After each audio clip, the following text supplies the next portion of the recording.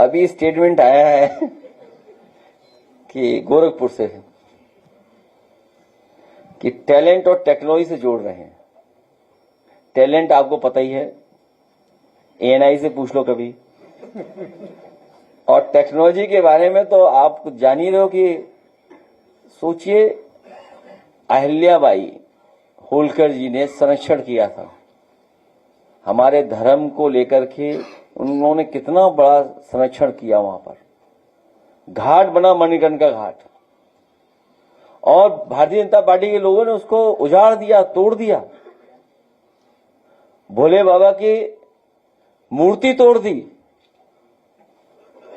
तो अपने लोगों को बचाने के लिए क्या टेक्नोलॉजी का इस्तेमाल किया? कहा कि एआई से जनरेटेड वीडियो है, इतना ही टेक्नोलॉजी जानते हैं।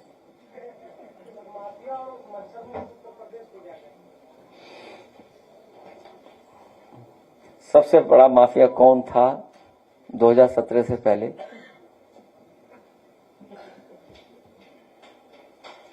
हम तो उसको माफिया मानते जो अपना मुकदमा वापस कर करके।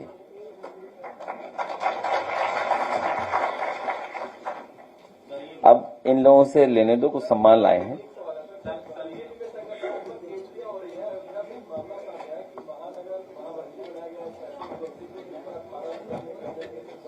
किस पार्टी का?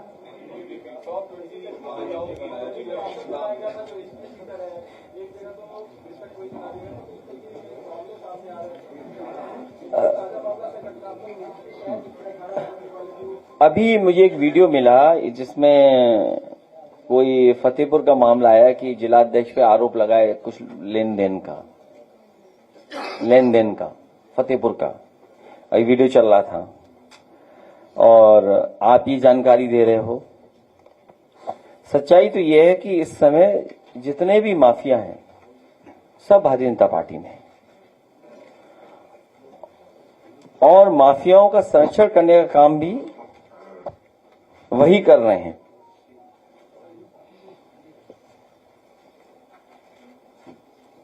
और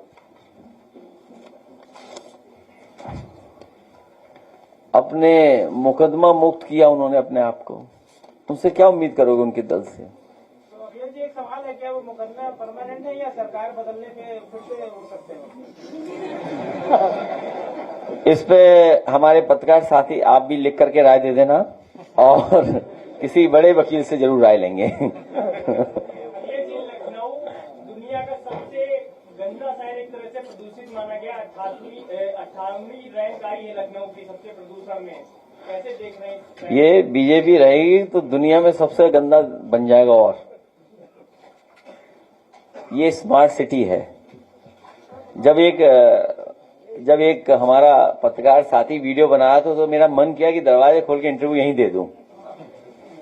तो मैंने कहा नहीं, कोई अच्छी बात नहीं लगेगी, सब जनता चल रही है और ट्रैफिक जाम हो जाएगा मेरी वजह से भी।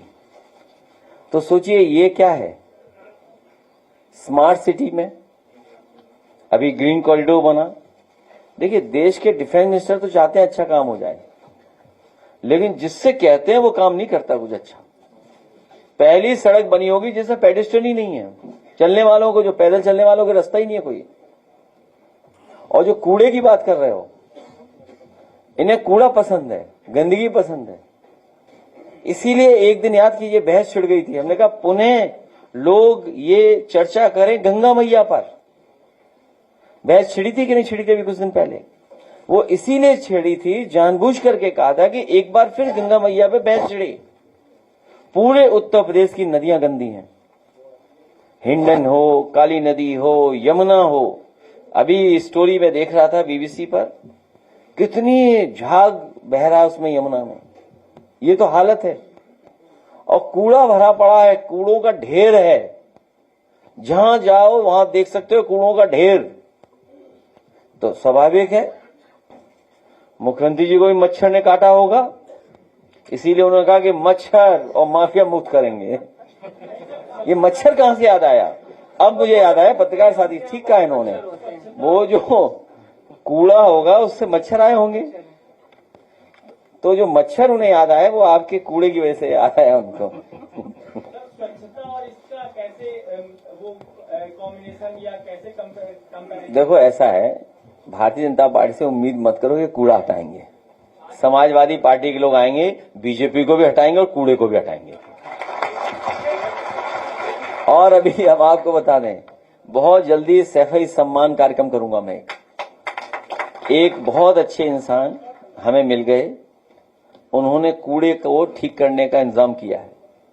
तो पहला हम लोग काम कर रहे हैं सैफई में, और वो सक्सेसफुल जब मॉडल होगा तो उसी मॉडल को हर गांव में हम लोग अपनाएंगे, जिससे कूड़े से भी लोगों को सफाई मिल जाए, प्लस उनको कुछ लाभ भी दे सरकार।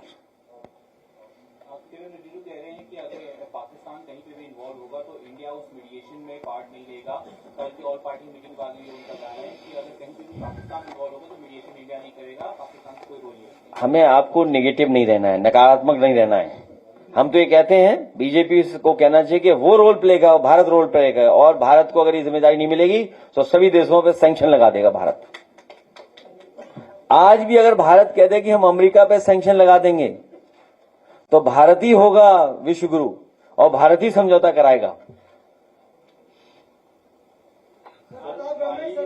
साल का आखिरी रिसर्च कई विभागों में बजट लैप्स होने की डर है और बहुत जल्द प्रोजेक्ट। मैं चाहता हूं कि कोई बजट खर्च न हो। अगली समाजवादी पार्टी सरकार बनेगी, सब बजट अच्छी जनता के लिए, गरीबों के लिए खर्च किया जाएगा।